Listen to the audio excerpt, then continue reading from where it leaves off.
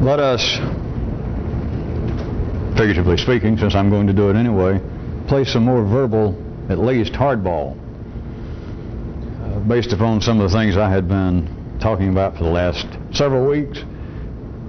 Some of you have even recently, and some of you in times past, have brought up situations and tried, in a sense, to ask my view of it.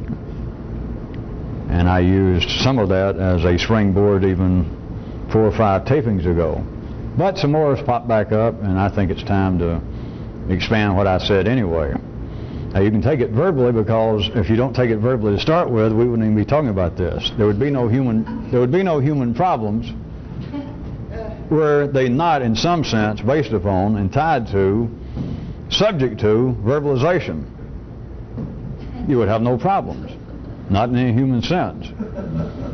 And I'll remind you people here and the people on tape some other time and some other place who may be seeing this, that all this has to do with a reality that is beyond, that is below, beyond, parallel to, and around the corner from verbal reality, because it is a cellular reality. But I am going ahead, that's why I said we'll call it verbal hardball for a bit. It's not psychology, as all of you know that's been around, or at least you know I say it's not, whether you can accept that and not choke on it yet, because it sounds like, yeah, it is psychology, and it works on that kind of basis. But if you just stay there, I don't know what you are. You're not part of this expedition. You may be a little better off from your view. So I'm going to use ordinary terminology, because I'm going to use some of these examples that keep popping up in everyone's life. Everyone. They're not unique to any of you individually, as you should know. I want to start back off with something I mentioned 2 or 3 tapings ago and expand on it, because it happens to everyone, but I'm going to get a little more personal with it. Don't worry, I don't mean I'm going to call him by his name. I'm just going to get just more personal in the way that this seems to happen in the normal flow of one's existence on this lowly, lovely plane known as planet whatever this is. You recall I pointed out that it is an absolute rule that's unrecognized in the city, and of course it's useless in the city, and that is that there is very little that can be done to help change a primitive situation. Now, that's a variation of the way I put it before, but that's where we're going to start it tonight, that there is very little that anyone can do. When you're faced with a primitive situation, there's very little you can do. Very little you can do to help affect any change, the situation, to help those change that are involved in the primitive situation. Then need I add that almost all ordinary situations are primitive. Not just because I say so, think about them a minute. What else do people discuss? Do they discuss more complex, that is more primary? Look at them as either being more complex or closer to the primal flow of existence itself. What is it people discuss as being a, quote, situation? And by situation I mean, to some degree, a problem, a difficulty, a sticky. It's a situation. You're going to find, if you can try and take the sketch I'm giving you to find your own little hole and look through this, that we're talking about just almost all situations are primitive. And just almost all situations are almost beyond the scope of you helping anyone involved affect any change. It is not a real explorer's obligation, remember. I've told you this, I say remember it whether you yet can see it, but remember it is not your obligation to become absolutely entangled in ordinary affairs with anybody who, as a rule, are pretty near helpless. I'll remind you again, the basis of this that I'm pointing out in words is still cellular. Life needs such situations. It has to do with transfers of energy, and it comes out to humans on a unique, from their view, on a unique, almost free-flighting psychological level, that is, of people having problems, situations, human problems, not sickness necessarily, not being hungry, but human problems, interrelationship problems, I guess they'd be called in Southern Cal. They do not see that has the same kind of necessary basis that it does that people engage in intercourse, that people eat, people defecate, that the whole cycle of the food chain continues. What seems to be human personality, psychological problems are on the same basis. I'm just remind you again, but I'm going back and talk about it the way that you ordinarily have to think about it. It's the way you perceive it in the beginning. If there is a situation, that is a difficulty between you and somebody, it's psychological. Assuming that somebody is not taking food out of your mouth.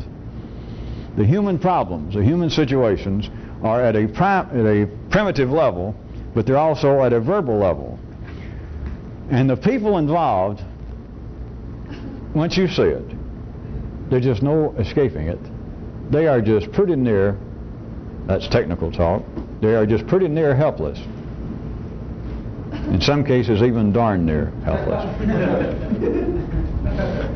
And even though all helplessness is ad hoc, that is, it's a situation, it's not a person, because there is no one person that's helpless in all situations. But in any situation you're normally dealing with, remember situation is like problem situation we're talking about, that in every situation the people involved are just damn near helpless. But it's not that the people across the board are helpless, it's that all helplessness is ad hoc. And so in some situation, the one that you're going to be dealing with, whatever it is, the people involved are just damn near helpless. And the truly helpless cannot be helped. And you might as well write that down if it doesn't strike you enough right in the center, down between your two half brains, that you go, yeah, my God, that's true. If I could remember that, I'd save a lot of money that I've lent to my cousins. And probably be further away from any possibility of ulcers and high blood pressure.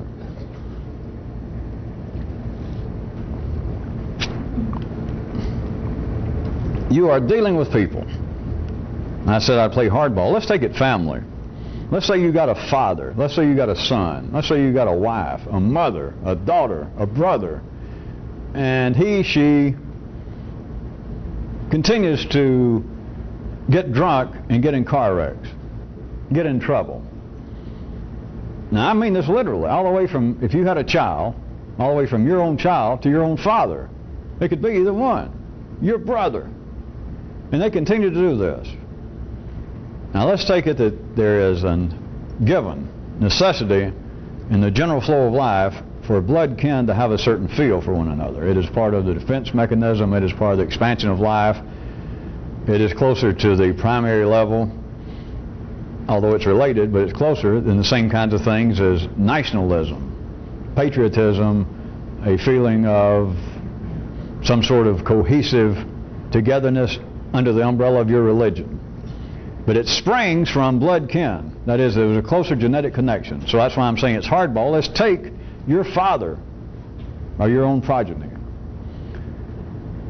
If they continue in some situation to be helpless, they are not an exception to this. Those who are helpless cannot be helped. Now it's not that your father or your son or anybody is always helpless. Let's take somebody, whoever we're talking about. They continue periodically throughout their life to get drunk and get in wrecks and want somebody to bail them out. All right? But they are not absolutely helpless, because when it comes to getting a drink, they can get a drink. They wreck a car, and you don't see them for a couple of years, and you see them, and they're driving another car. They are not helpless. They can get their hands on booze, or if it was drugs, they can get their hands on drugs. No one is absolutely helpless, or they would be dead. If you were absolutely helpless, that means that you were serving no purpose to life. And life would look at you and say, based upon your funny structure, you remind me somewhat of a dinosaur, and that'd be the name of your song. You'd be done for. But whatever the situation is that strikes you as being a, quote, situation, that is, it's your father once every 2 years, your son every 6 months, your wife, your ex-wife, your husband, contacts you and says, listen, you're my own blank, my own son, my own father, my own brother. I got to have some help. I've been arrested again. They're going to take my license. I wrecked the car. I'm in the hospital. I have 7 broken bones. I cannot pay anybody. You've got to help me. Now, even though I'm saying this is hardball, I want to point out, as all of you know who've been around here, and those of you on tape at some other time in some other place, if you're waiting to get some direct, intolerable piece of direction, that is, with no room for movement, you're wrong. Because if you cannot help doing that, I'm not telling you that there's anything wrong with it. That is, if your father on schedule or your son can call you every 6 months and hit you up for another $3,000, continues to run you in debt, and you can't help it, I'm not telling you that you're going to die and go to Cleveland. I'm not going to tell you something bad's going to happen, because what worse can happen to you than that? And I don't mean going to Cleveland. I mean somebody hitting you up for $3,000 every 6 months and you can't help yourself.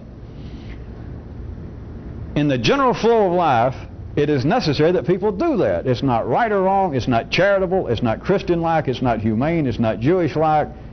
It's just human. It's part of the energy flow. But someone doing this, I'm telling you, you are not individually obligated when life continues to push you into a proffered, almost inescapable dance with this situation. Apparently with this person, in other words. That apparently, from a more simplistic view, your father or your son continues every 6 months to invite you to dance this fairly expensive dance that costs you $3,000 more or less every time you dance. And of course that's not it, it's life. Just in this kind of general way that once you see it you wouldn't be taking personally anyway. But it's like life continues to push you into this situation. And it's like, hey, you two dance. A variation of that good old Alabama trick that women used to do if they get bored and say, hey, you two, and she talk to some guy, hey, why don't you and that other guy fight? It's another story, but some of you I thought knew that. It's kind of like life doing this, that it continues to give you and other people a push. Of course, from another view, if he was interested, your father feels as though life, if he could see it this way, is pushing him to dance with you. There's things keep happening, the cops pick on him, life picks on him, he ends up having to come to you, and you always put him through all these changes and all these rigmarole when all he needs is $3,000. He didn't call for advice, he didn't call for additional guilt, he called to borrow $3,000, and you always put him through the ringer. The thing is, it's as though life is giving everybody a kick, or giving you a kick in this situation and saying, hey, you and him dance. Generally speaking, when life does that, people do dance. They may bitch, they may complain. Ordinary people may go to their grave, at least internally, shaking their fist at their father and somebody else about, God, you drove me nuts. Individually, if you can see it, and if it's true for you, it's true. If it's not true for you, it's not true. If you can see it, you understand, not because I say so, not because of somebody's theory, and not because this is the basis of some kind of religion or some philosophy. It is simply this, that individually, if you can see otherwise, if you feel it otherwise, you realize it is not your personal obligation to dance with this person, even your father. Now, if it were psychological, which I'm going ahead and say, so there won't be any possibility of mistake if you're listening, if it were this, it'd be the level that I already put it to you verbally, and that is literally those who, in a situation, now remember, your father or any given person is not totally helpless across the board. We're talking about the ad hoc helplessness of all helplessness. But in some situation, the one where he or she keeps calling you and say, you got to bail me out again, got to. In that situation, they are helpless. And if you can see it, then you'll also understand the truly helpless in a situation cannot be helped. That's just it. Many people suspect this. Life lets it suspect that. You find just ordinary people will tell one another just before they lend their father or their son $3,000. They'll even tell them, hey, you realize this is the 6th time you've done this to me in the last 3 or 4 years, and you always say you'll never do it again? I'm going to tell you the truth. I shouldn't do this. And the guy goes, yeah. He said, I shouldn't do this because look at the number of times I've done it. And yeah. And has it done any good? No. And they go, no, it hadn't.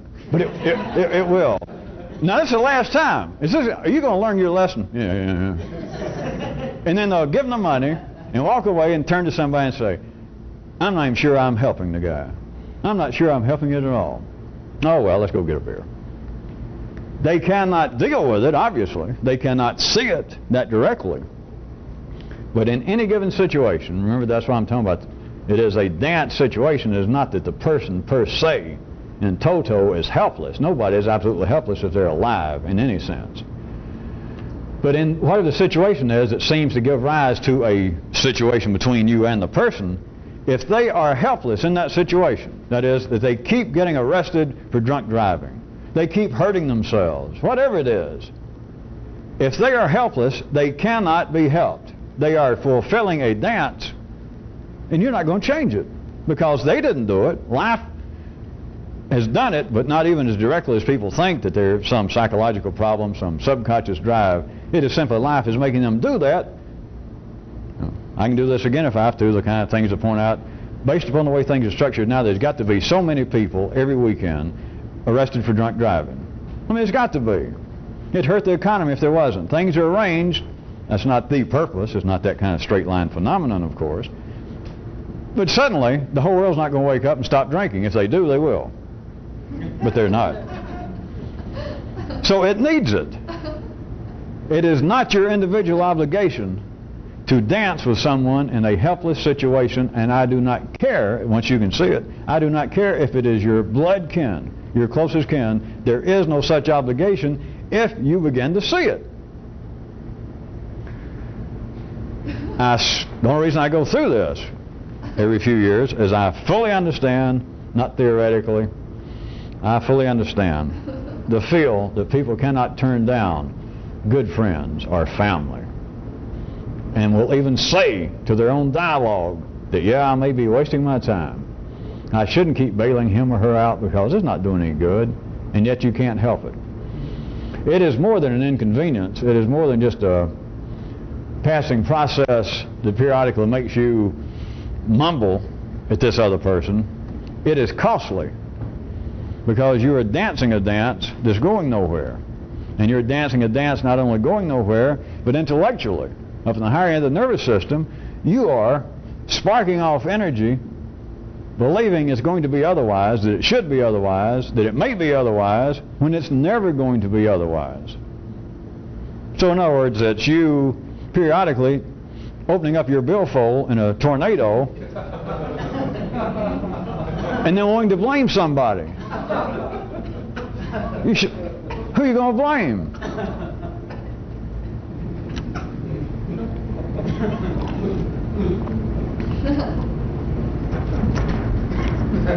Let me take a little side step that might help some of you.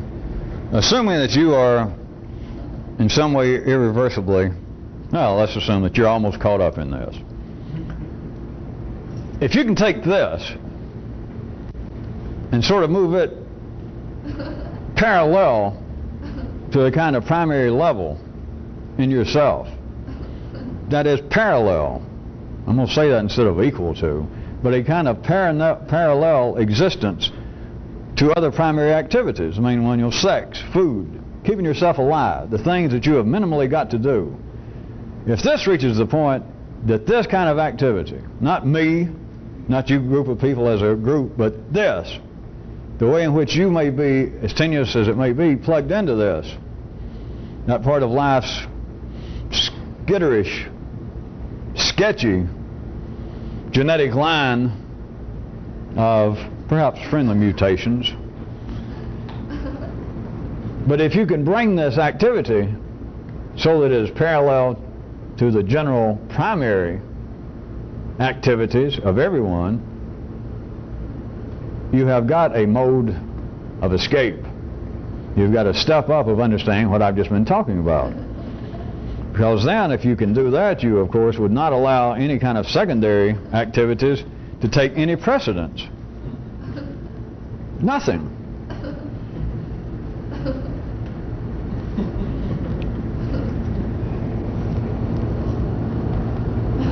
I'll do it again. I've talked almost the same thing before, but some of you need it again. Not because I say so. It's not my theory. It's not my opinion. And if you can't hear it, just ignore it.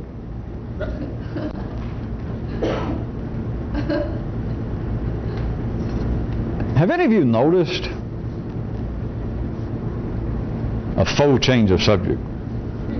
Have any of you ever noticed the people here, the people on tape in these other cities, circa July '89? You notice how the paucity, may I say, of children, the scarcity of long-term relationships between you people. I guess on one hand I could count the number of people involved here and in the other cities that have got children, they've got families. I've never had any of you mention that, and I'm not bringing it up as any kind of scare tactic. It's always been true, in case you hadn't noticed. Think right quick, if you need a second, of all the great so-called apparent unusual intellectual or erstwhile referred to spiritual activities in the past,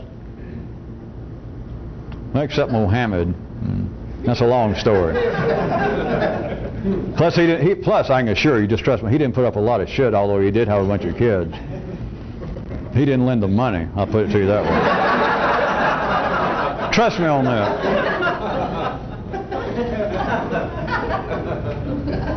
The point is, everyone is wired up to do jobs. Some of them seem to be more specific than others, kind of things I've been talking about off and on the last couple of nights about rich people. Now, when somebody's actually wired up with a good, observable job, somebody getting rich in life, that they have very little free time, that is, very little other energy left to pursue anything such as this. Thus, one of the continuing observations that rich men hardly ever congregate with the gods or walk with any kind of unusual information or any kind of extraordinary hungers and all that. All right, whatever you're wired to, and I'm not going into trying to even hint to you any specific wiring that I may know about people involved to get interested in this, but just note some of the things that would drive ordinary people in their secondary activities to have a long-term relationship. I think it used to be known as, what is it? Started with an M. Not Mayday. Marriage. I knew I'd think of it.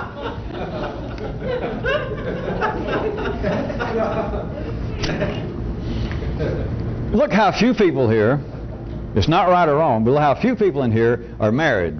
People in the group to each other, outside the group. And I know plenty of you live with each other. You know, how long does it last? 6 or 8 months? That's a long time relationship in here. The way it's going now, before it's all over, almost all of you, if I live long enough, are going to have lived with everybody else in the group for 6 months, at least. Once you run through, all you men run through all the women, I hate to think what's going to happen then. I don't want to think about that. But notice, it's the kind of secondary activities. They're touching on the primary, but the kind of things that ordinary people absorbs a lot of their energy in life. Just ordinary people. Your parents, let's say. There's people, the middle class. Just ordinary people throughout the world. They're married. Forget happy or otherwise, they're married. They're in debt. They're buying a house. They got little nippers. They're grown, half grown, still small. They're family. No matter what they say, no matter whether they bitch about their sons and daughters or whether they always want to show you the pictures of my beautiful children along with my beautiful wife, whatever it is, no matter what they say, you've got to see. It takes up a large part of their life. They will even say that their job is tied to their family. Because many people say, if it wasn't for my family, if I hadn't gotten married when I was 17 and ended up with 3 children, I wouldn't still be working at that damn office. I'm going to tell you the truth, but now I believe I would have just chunked it all and got on a tramp steamer, or I would have tried to ride a bicycle around the world. I'd have done something. No offense. Now, I love my little children. Did you ever show you the pictures, how beautiful they are? I love them. But the point is, you see, they even attribute the 48 hours that they work a week as being at least an indirect result of having the family. The family's their life. Please note, in here, I don't know anybody that meets that qualification. Again, it's not right or wrong, but look around you here in the other cities, those of you that's been seriously involved with this, you don't ever think about it particularly, or at least I don't hear about it. Well, you don't even think about that particularly. But notice, when you're wired up to do one thing, and you're really wired up to do it, there's very little time to be ambidextrous, multi-talented, omnidirectional in fields of interest in life. As I said, I'll repeat one more time, it's not that people that get involved with this are really hardwired that like this is their job the same as it is for some people to be a musician, or for some people to be a smart aleck, or for some people to be accident prone. It's not quite that specific. But I was trying to give you a backdoor approach rather than to point out that people who will get attracted to this are wired up for a certain job. Look at it another way. That's what I was trying to get you to do. The kind of common jobs that just everybody assumes. You know, family, father, mother. You're not wired up to do that. If you are, you're failing. Because I am not surrounded by the living epitomes of the middle class.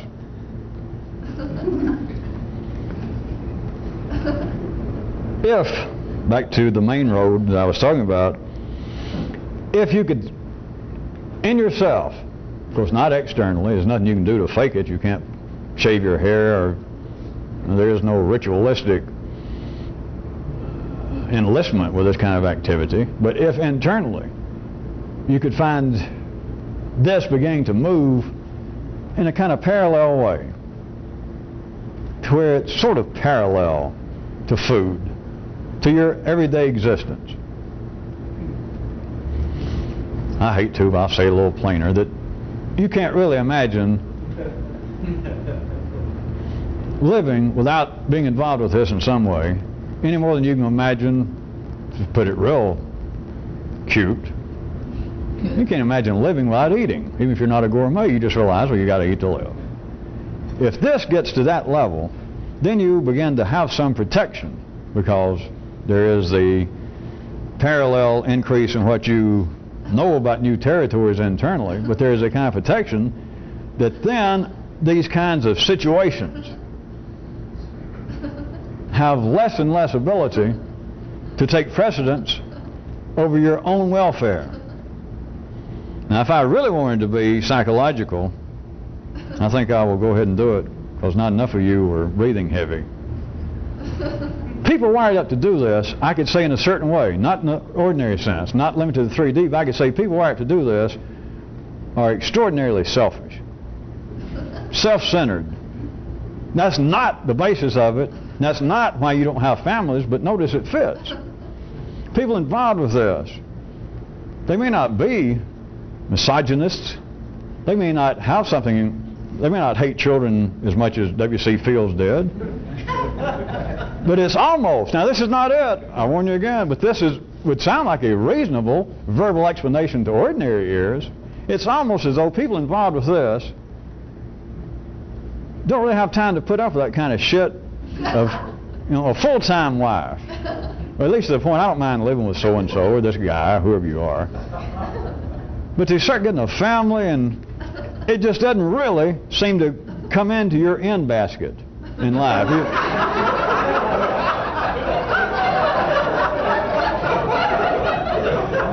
It's just like something, it's something that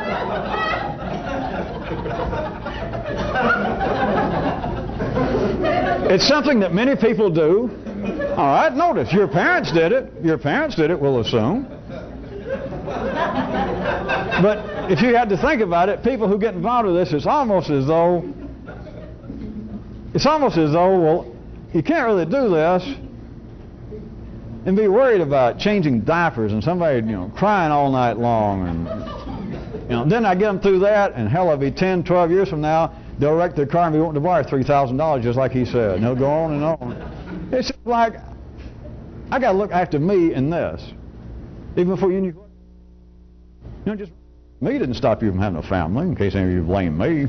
You know, you didn't have a family. If you had one, you're already estranged from it. You're already trying to get away from it. You don't know why.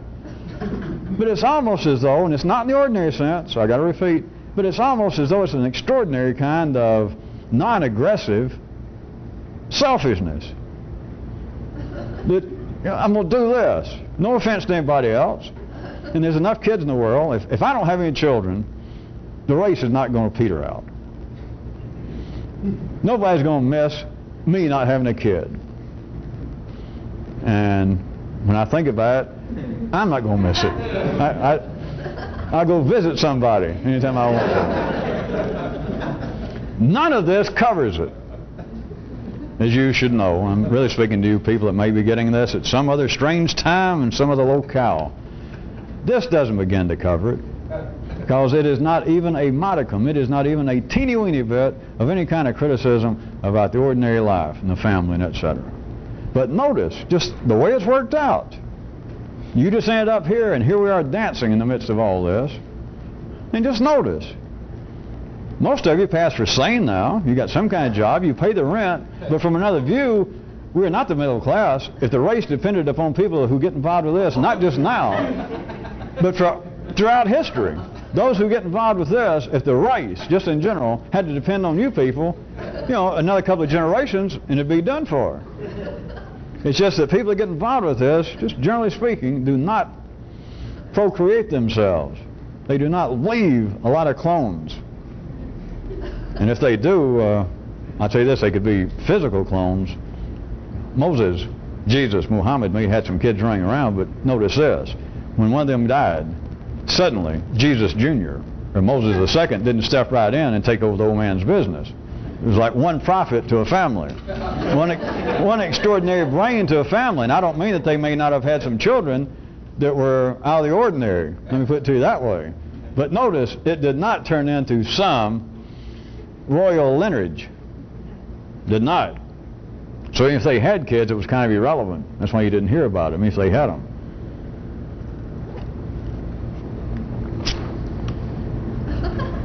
Oh well. There is one more area that keeps popping up that with you people, and it's been bubbling throughout the history of man. And in a sense, I brought it up the other night from another view and for another reason at that time when I was saying that artistes, musicians, painters, etc., I was using musicians as the first example of it. They seem to have been faced throughout history, all creative people, but musicians I was using, of saying, well, what's the sense in me having any talent, being able to compose or to play the swine flute? What's the sense of being able to do this if I can't play what I want to? But there's also the other view of what's the sense of having any talent if I don't have an audience? I mean, it's kind of like the combination, those of you that follow music, is, are you going to be satisfied, in fact want to, play with Lawrence Welk, or do you insist that Ornette Coleman put you on as a third drummer? Do you want the feeling that I'm going to be able to do what I want to, that that's the only reason that life's worthwhile, at least musical is why I was using it, or contraire, is what you want is to have an audience? This, way beyond, as I said then, but I want to drag it into more of this hardball area tonight, this has much more to do with ordinary existence than music, talent, art. It has to do with this, specifically tonight. People throughout history, right up to you people's time, I'm sure many of you have thought it in one way or the other, that what you wished is you wish you could tell people, all the way from your family, your friends, you wish you could tell people exactly how you felt. That is, you wish you could play your own song. And in some way, not only play your own song, but be able to get away with it. Almost be Ornette Coleman or Cecil Taylor playing in the midst of Lester Lannon's band. Almost being able to try to do something just free-spirited, free-form in the midst of this real structured situation. That is, God, I wish I could just turn to my father and tell him, now this is what an ordinary person, the way they think about it, I wish I could just turn to my father or my kid and just tell him the truth.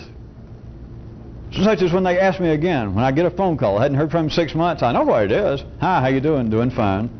You might as well go ahead and say, what can I do for you? Because they didn't call up to ask what they could do for you. They didn't call up to inquire about your health, so you might as well go ahead and, all right, what can I do for you? And here it comes. And people think, I wish I could just tell my blank, my father, my mother, my brother. I wish I could just hear the story from a minute like, hey, look, I got to have $3,000. You say, look, I feel something for you because you're my father or my best friend. But I'm not going to lend you any more money. I never wanted to. It was helpless. Every time I've done it, I regretted it. Not just because you didn't pay me, which of course you never have, but not just because of that. And I don't like it at all. And if that's the only reason you're going to call me, don't even call me again. No hard feelings. Have a nice day and hang up. That sort of thing. Of course, ordinary people would actually think of it, shall I say, a bit more stringently than that. What ordinary people would like to do is say, hey, don't call me, don't bum off me the rest of your goddamn life. I don't care if you are my blank, my father, my best friend. Don't do this to me. I don't need this shit. I don't care. I'm not going to lend you more money. Don't call me again, all right? To do it, and not only them accept it, which is just another way of saying to do it, and be satisfied with it, rather than to do it and go, oh, Jesus, I can't believe I told my father that. What am I going to do? That is the same electrochemical, molecular flow of energy that makes people say, what's the sense in having talent if I can't play what I want? Or what's the sense in having talent if I don't have an audience? Because now, the variation, the expanded variation is, what's the sense in having thoughts, desires, feelings, if I can't actually have them? If I can't express them? What's the sense in thinking this, that I'm thinking, I do not want to lend you money, and yet I can't tell you that? I may try to tell you, well, gee, I don't have $3,000. So he says, well, how much do you have? You go, well, I don't have anything near that. Well, you got $2,000. I know that. I know you got at least that much. You go, well, I may. Well, let me have that, and I'll get the other $1,000 somewhere else. Then I'll just have to get somebody else. And so suddenly there you are apologizing, and you've done it again. But your feeling was, if you're ordinary, was, I would like to just play my song, my music, and be satisfied with it. That the audience wouldn't boo me off the stage, but there would be an audience. I could do this, and my father, my friends not desert me. It is indeed historical with ordinary people a, here I come turning one of those phrases, a sticky situation. This is connected to what I'm already talking about, that you are not individually obligated to play in this particular flow of traffic, to dance with people, no matter that they're your best friend, no matter that they're your blood kin. People wanting to be able, surely all you people know what I was talking about when I say people, and I bet all of you have said it sometime, that, boy, I wish I could tell the truth. Not just necessarily in one instance. The one instance might have given rise to you not being able to tell some girlfriend, boyfriend, family, friend, that you just wanted to turn to somebody and tell the truth. That's what they call it in the movies and literature, that even psychology they won't talk about, that in some way if you were more, if you were better structured between your conscious and unconscious mind, between your id and your idiot and your Iliad and your super Homer and your semi-Virgil, you know, that you could talk to people and you could tell them the truth and you'd have a healthier psychological life. But all of you had feelings that somebody said, hey, lend me $5 to do so-and-so for me, and you did it, and you thought the words that you could hear yourself saying, I ain't going to do that for you. It's not going to do a damn bit of good. Don't ask me again. And you didn't do it, and your thing was, well, I regret it. Surely none of you take that as being anything extraordinary. Everybody in life does some variation of that. And the apparent guilt, as they call it, is part of the dance. The frustration. The anger that one seems to have toward oneself, that why can't I just say that? Or why can't I say it, and my father, whoever it is, at least be intelligent enough and rational enough to go, Jesus, you're right. You are right. I got no business doing this. I'm helpless. And the help you've tried to offer, I should kiss your feet. But I see now, not you tell me no, I see that it has been futile. Why can't that happen? Say you. Only somebody involved with something like this, only somebody who has a nervous system operating up in the cerebral area beyond the needs, the structures, the morality, which is a certain flow of energy in life, only somebody beyond that could do it.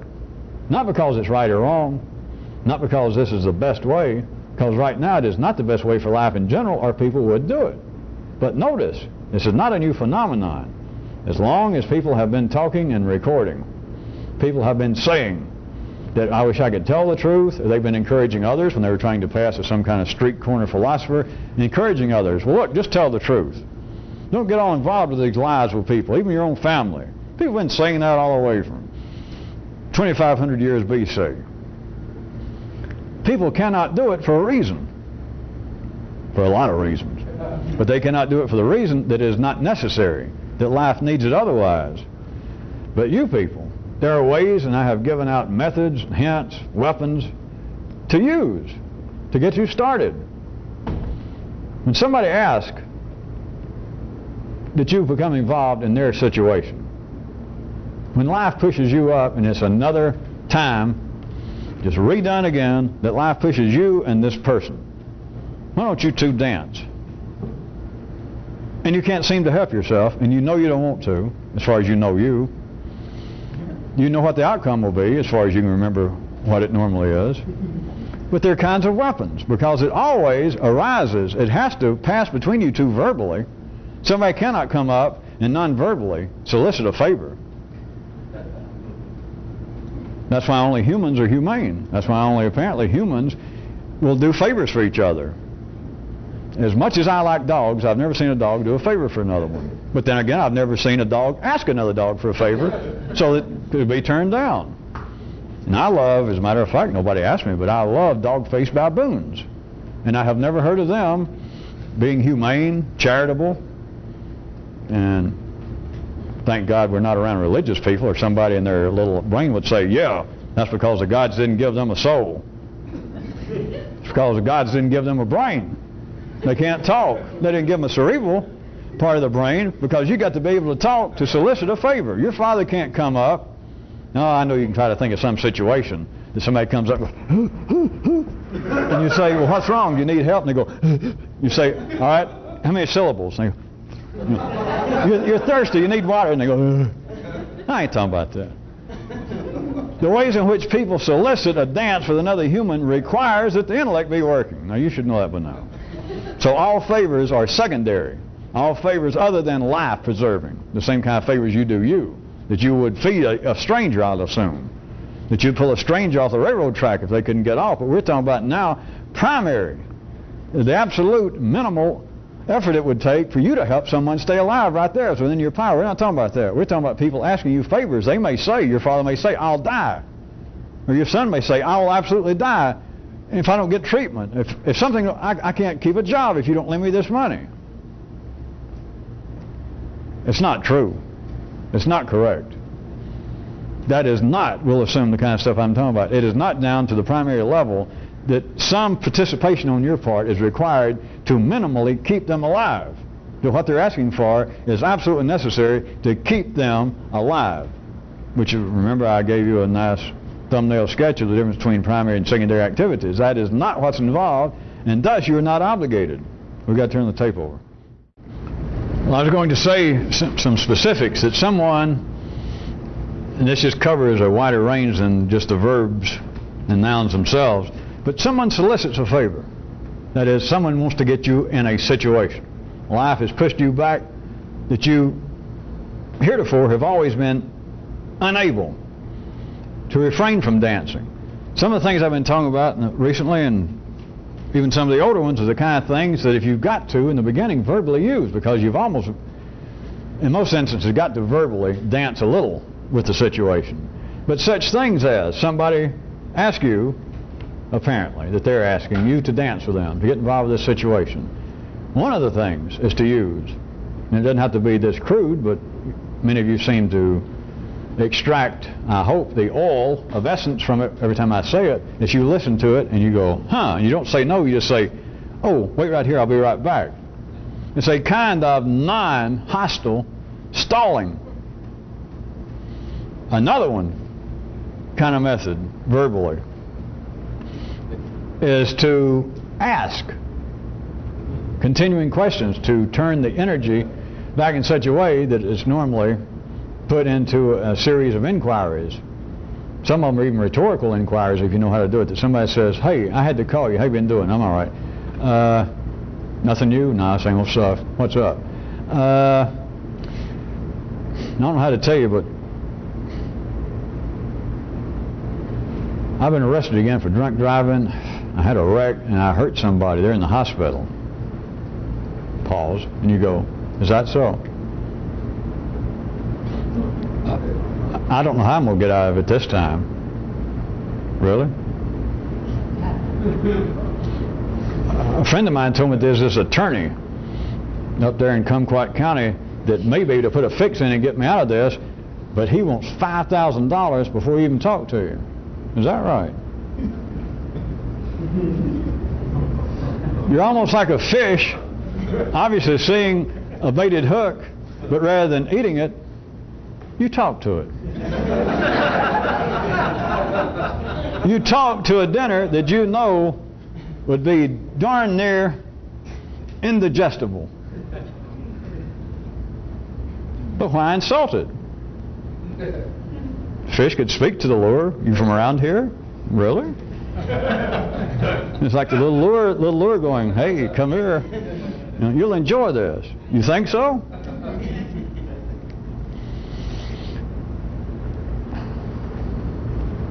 And another one I can throw in before I get to the other extreme of the kinds of responses, the kind of verbal tactics you could take. One of them is getting closer to a more complex validity of the situation, a detailing of the situation, is to hear someone out and to say, in essence,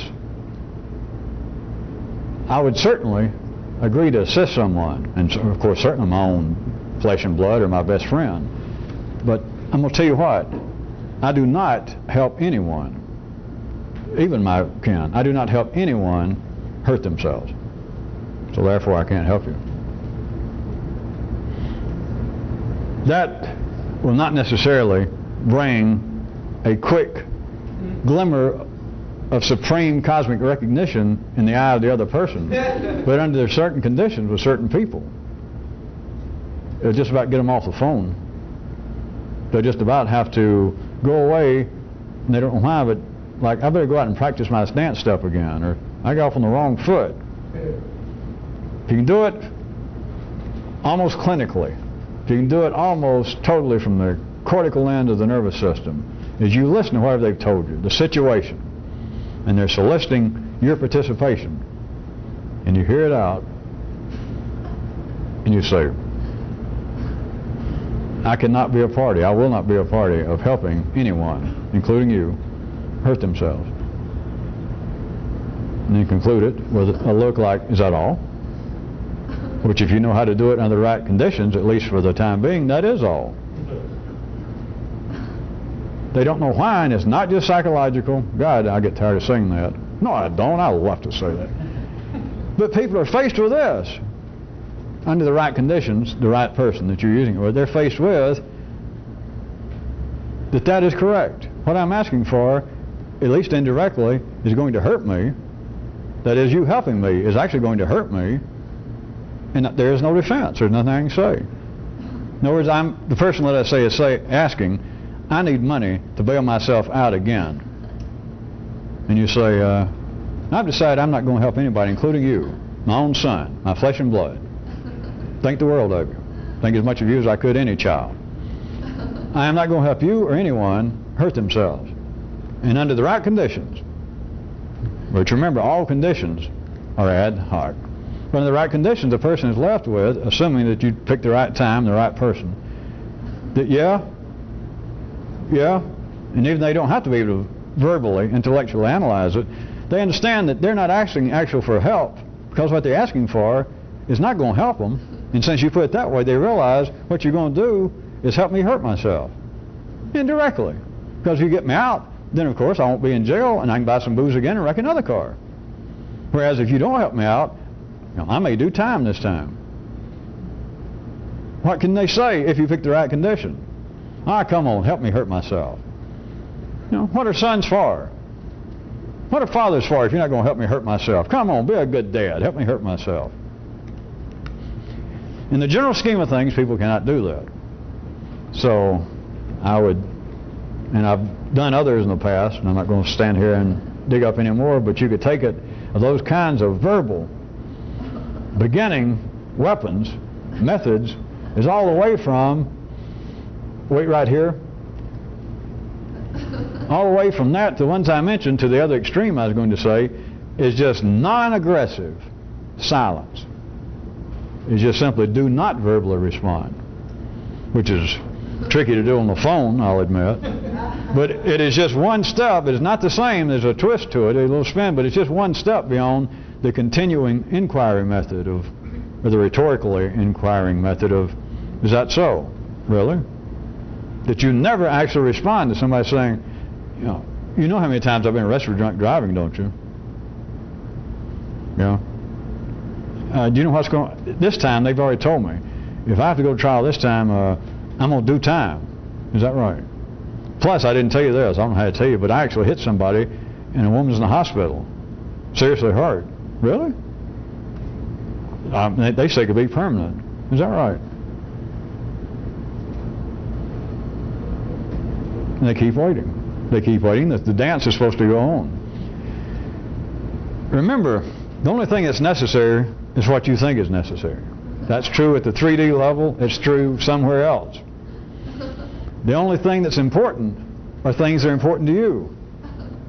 If you cannot use any of this, then you can't use it.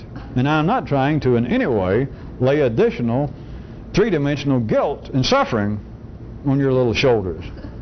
So if you cannot do it, if somebody continues to ask you, come on, dance with me again, and you do it and still hate it and you can't do any of this, that's the way it is right now. But I am telling you, as far as words can go, and since most of you by now have no other choice than to trust me, which makes no sense if you haven't been around here a long time. If you've been around here a long time, it makes even less sense. That you are not personally obligated, not individually. It is not a more complex fait accompli that you have to dance with anybody, not even your own family. It is not.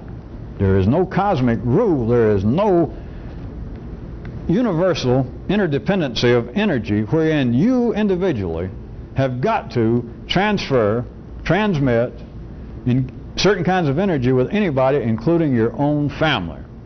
Now, if you can't do otherwise, you can't right now. But it is not an absolute necessity. It is not. There is even another area, since I'm here, something I want to point out, that ordinary people periodically have this feeling in their existence, that includes you and everybody else, this feeling that they need a drastic change. They need something serious to happen. This could be based upon what would seem to be some specific stress, most likely, or it could be otherwise. The apparent specific stress is the easiest to talk about. Let us say your father, your son, your brother has called you, hey, it's me, yeah, how you doing? I'm okay. What's up? Not much. What's new? Not much. What's new with you? I was in a car wreck. Did you hear? There's a woman in the hospital I hit. Plus they arrested me for drunk driving. Let's say that situation. The person, let's assume, is fairly middle class, fairly ordinary. Your father, mother, whoever it is, best friend. At that moment, it is very expected that if you could jump into their nervous system, make them talk about it, their feeling is that they want a drastic change. Not just the money to bail them out, which they need from you, but at the same time as that feeling that all of you have had. It may not have to be that serious, just get up with a bad hangover after one of our ritualistic parties. After eating too much. Whatever. Is the feeling that I have got to make some serious change about this. Of course, I am stretching it a point to say overeating just for the night. But the feeling that here I am almost trapped. Imagine somebody, if you've never been there, that your father or brother or anybody been arrested for the 7th time for drunk driving, and they put somebody in the hospital seriously injured. Now at that moment, they would say that they would do almost anything to get out of this. Which of course they will immediately begin telling everybody that will even listen, strangers, that by God, you'll never see me touch another drop of booze. I don't care what, I will never drink again. This is horrible what's happened, that poor woman in the hospital. But I guess maybe it serves some purpose, because I would have finally killed myself. This is the final. I'll never drink. I don't care what happened. I'll never drink. I don't care what kind of pressures.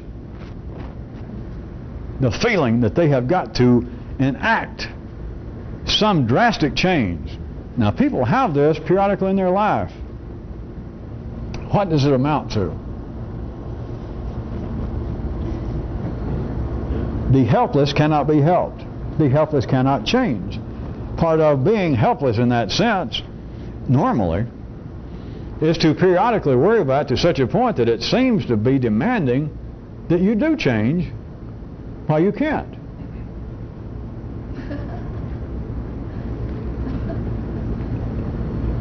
Specifically one that life is used, whether you would ever put together, I'll go ahead and point out that life is used continually. And that is the idea of religious conversion. The idea, and it's not, any of you who don't know it, it is not singular to the Western, the Judaic-Christian idea. It's not unique to any religious body, any institution throughout the history of man, of the idea that if you were really religious, or if you really underwent some kind of change, you would in fact be what? A new person. Is that drastic fucking enough for you? That kind of drastic change. And life has been holding that out under many guises. Everybody on this planet has had some exposure to that idea that if you would indeed follow the shaman, if you would follow the tribe's religion, if you would follow some body of philosophy, follow it intently, it would create a drastic change in your life. Very common outcome of this, a three-dimensional visual outcome, of course, is someone being arrested for the 7th time, someone actually putting somebody in the hospital seriously injured, and not only do they quit drinking, they quit drinking with a damn vengeance.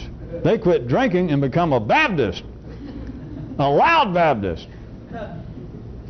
They undergo a conversion. They say, I am a different person. And they'll go out on street corners now. And they'll stop people drinking. They'll wave people down the car with their beer in their hand and holler, you shouldn't drink. Let me tell you what happened to me.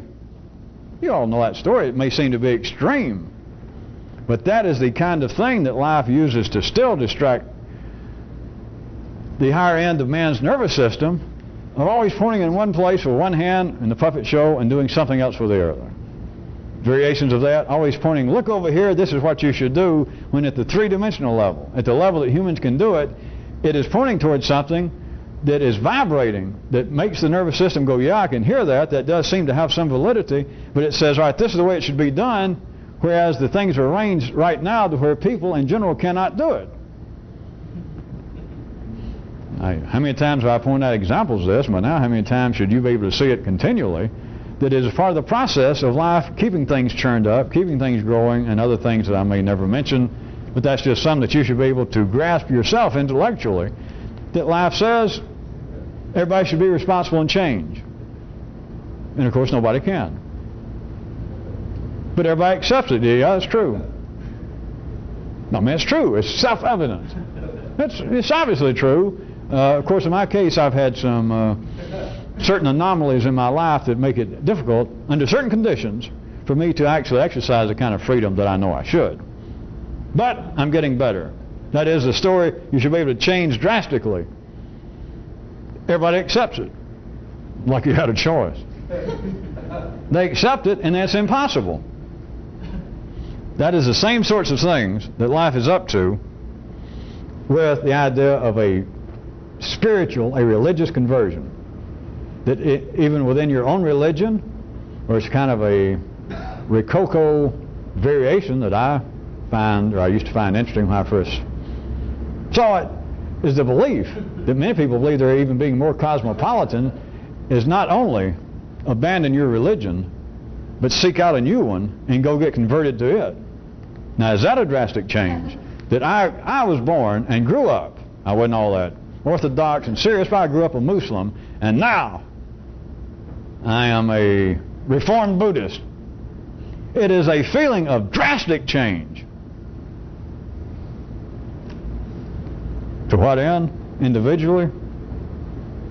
You should know. But the dream hangs out there, and from a lesser view perhaps, is all feelings of change, all desires.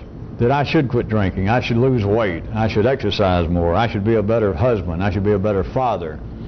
All of that is tied into the feeling that people have periodically that I ought to straighten up.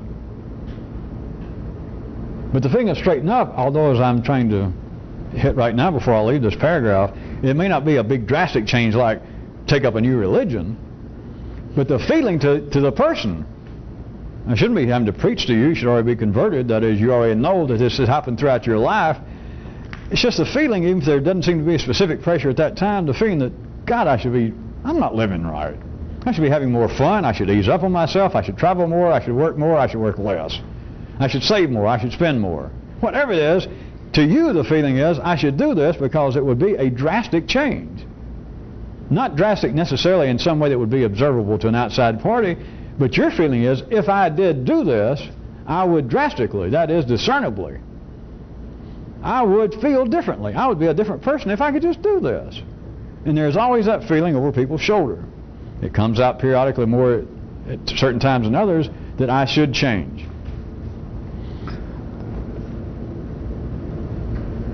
It is not your duty to get yourself entangled with that, with other people, including your family.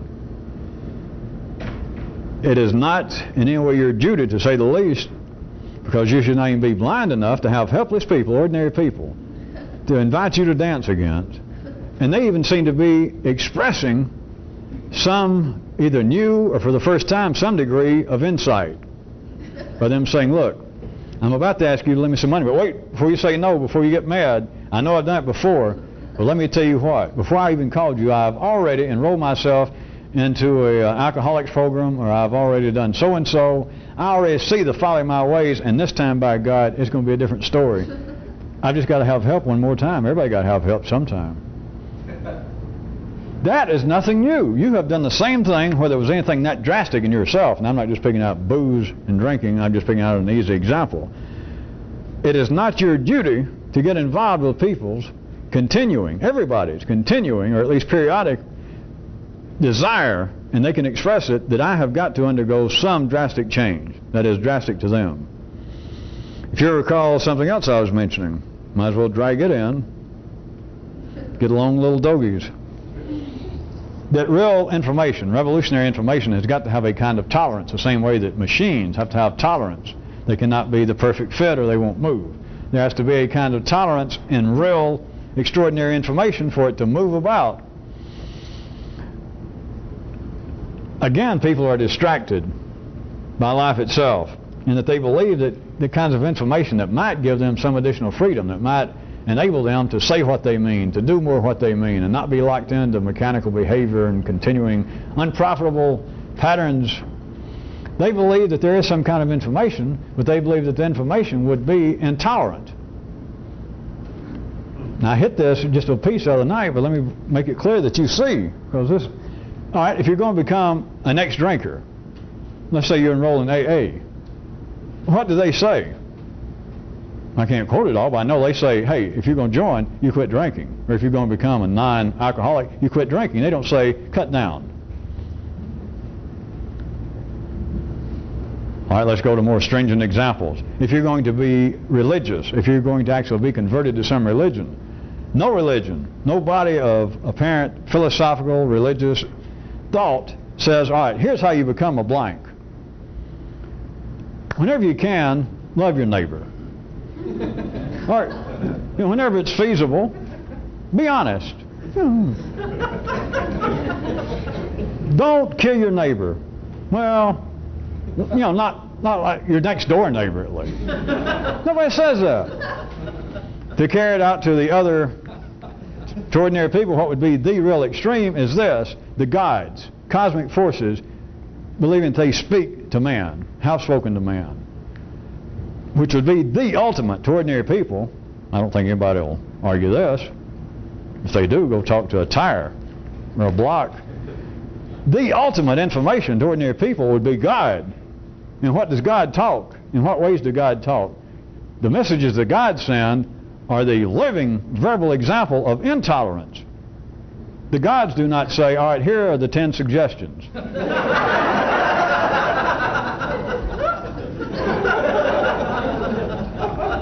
All right. The gods do not say, all right, here are the 12 commandments, comma, with room for personal variations and interpretations.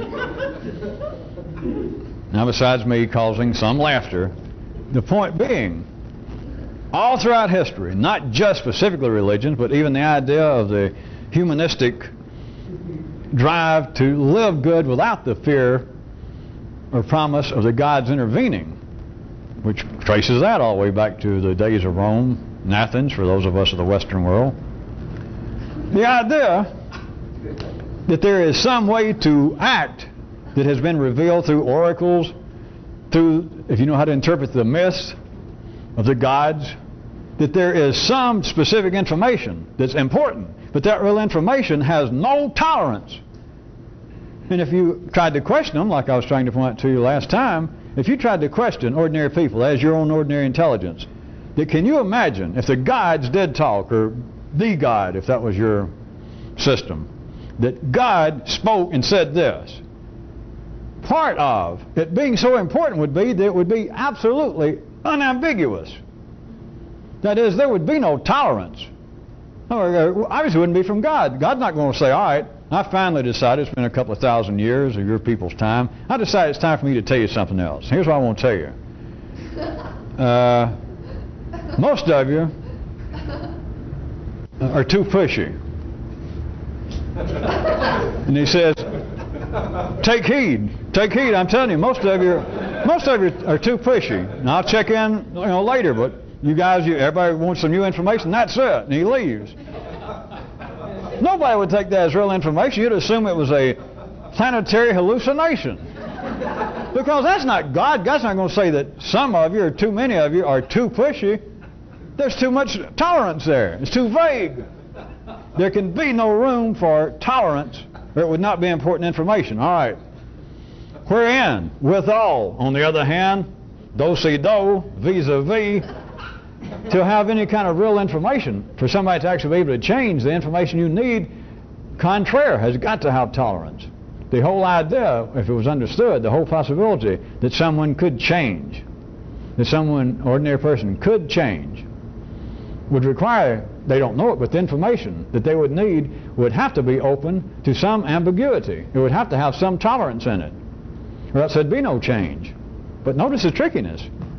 The very thing that seems available in life, such as the Alcoholics Anonymous, with them saying, my name's Fred and I'm an alcoholic.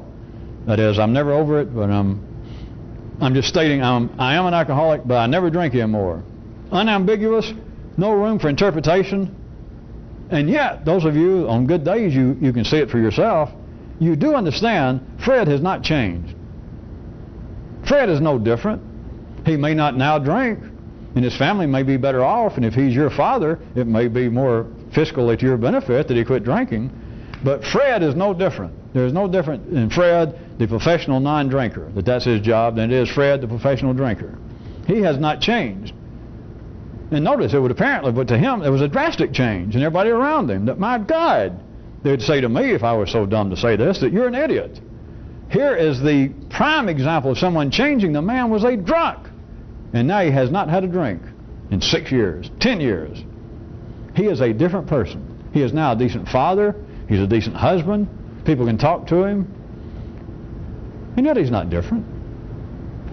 If it was, we'd all quit drinking. Those of us, if anybody drank, or those who didn't drink, would all drink and then quit drinking.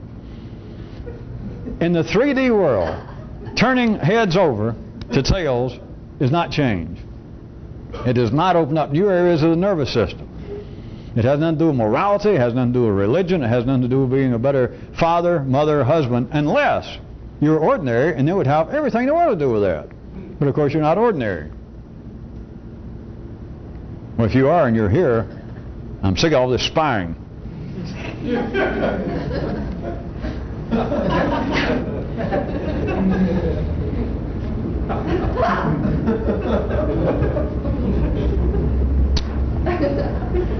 All right.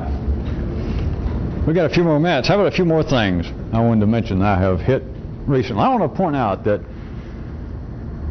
for a real explorer, a real revolutionist, somebody involved with whatever the hell this is, it is not per se verboten that you ever think about the desire, for instance, for fame in whatever field. Just fame. It is not. But it is unseemly, uncomely, unnatural to ever speak about it. I have my reasons for saying this.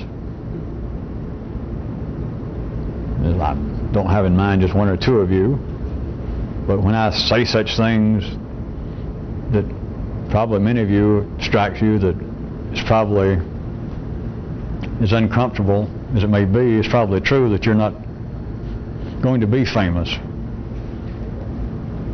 Got involved with this, you got too old, you didn't try hard enough, you drank too much when you were a kid.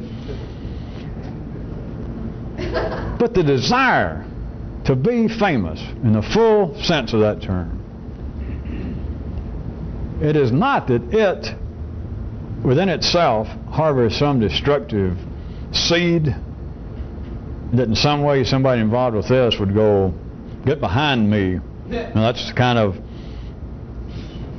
ungodly, unrevolutionary thought.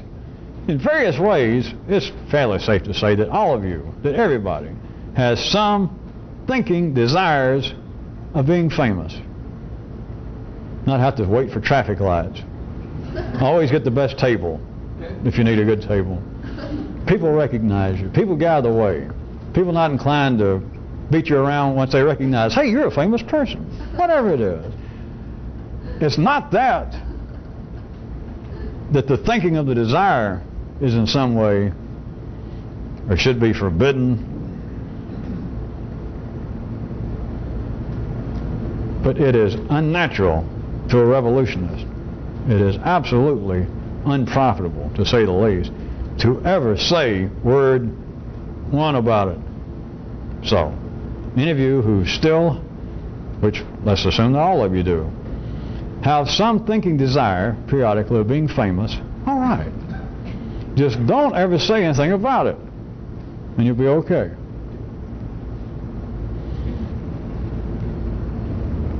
A small variation of that, you recall, I believe it was General Kyrut that one time said something like, a real revolutionist is not really any kind of guy. On the basis that everybody else in life is always saying, well, like the conversation went on, and some guy said, well, I'll tell you what kind of guy I am. And even I believe, have taken up the flag and said that you shouldn't say what kind of guy you are. But let me evaporate some on that. That's a new form of, well, never mind. What? You figure it out.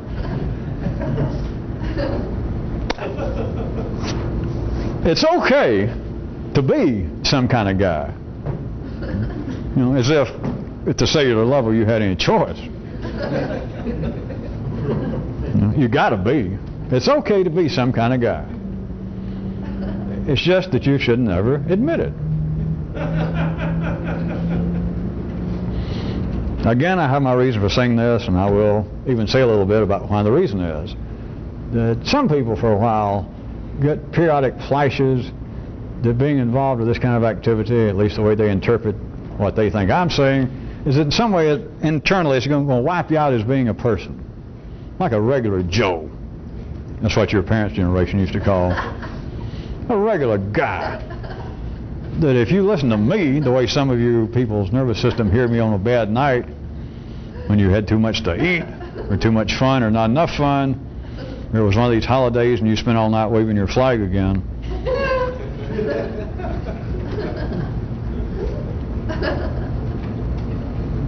It's not that any of these things within themselves are what you should be attacking directly.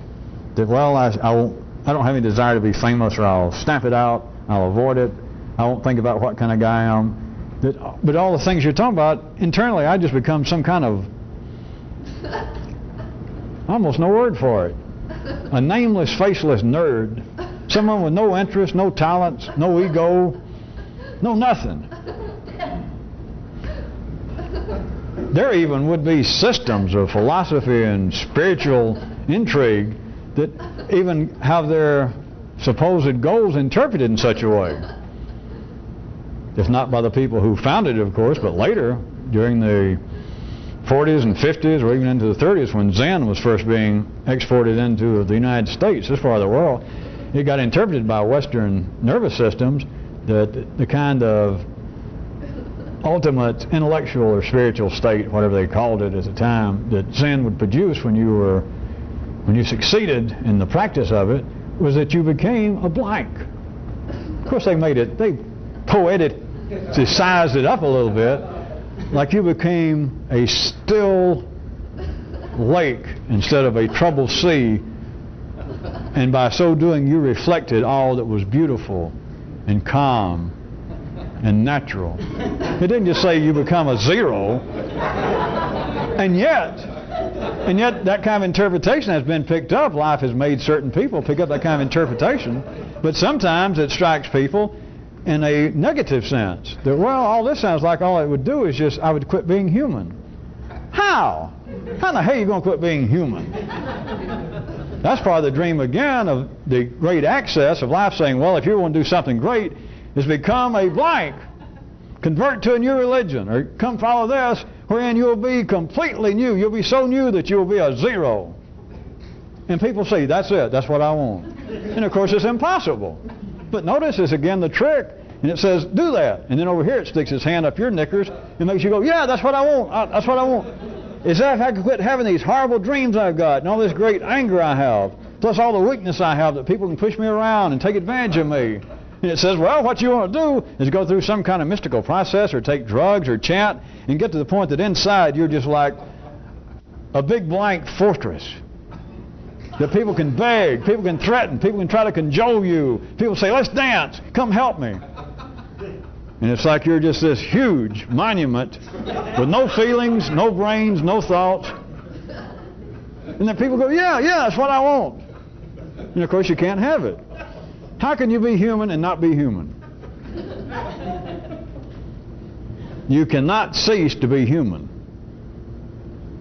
But that is part of the dream of this kind of drastic change. That is the dream of the total, the final conversion is to not be human. That's not what this is about.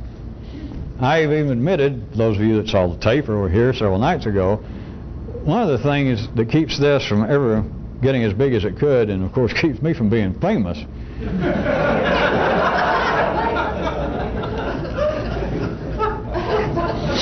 is that all three-dimensional activities of no matter how fairly sane it seems or no matter how drastic it seems, there's supposed to be some kind of form, some kind of system to help you change. All of them, besides what they offer, the ultimate of course being life after death, that you don't actually die. But besides the promise, which is, what you get in the 3D world when you dance, besides the promise, the ultimate promise, in this case, of life after death, is also the ultimate threat. That if you don't do it, you ain't going to just die. You're going to die forever. You're going to die, and what's the worst thing you can imagine? Having a rat thrown in my underwear. All right? You'll die, and there'll be rats in your underwear forever and ever and ever and ever. Just think about it. That's what will happen to you if you don't do this, if you don't become a Christian or a Jew or whatever. The reason that this can't ever get anywhere, and it keeps me from ever, as I said, reaching my rightful pinnacle, is that there is no threat. There's darn little, even hints of promises, but all of you know there's some kind of promise somewhere. You already feel some kind of promise, at least to be entertained, or you wouldn't be here. But to the point of, all right, if you don't try and not dance with people when it's not profitable, if you don't begin to see that it's not your individual obligation to help people hurt themselves, to try and do the futile, absolutely futile thing of trying to help the helpless, if you keep doing that, if you don't listen to me and you quit doing that, you know what will happen to you? Nothing. I seriously fear that I'm ever going to get real famous. Well, at least as famous as Fatima or Billy Graham or Moses Jr.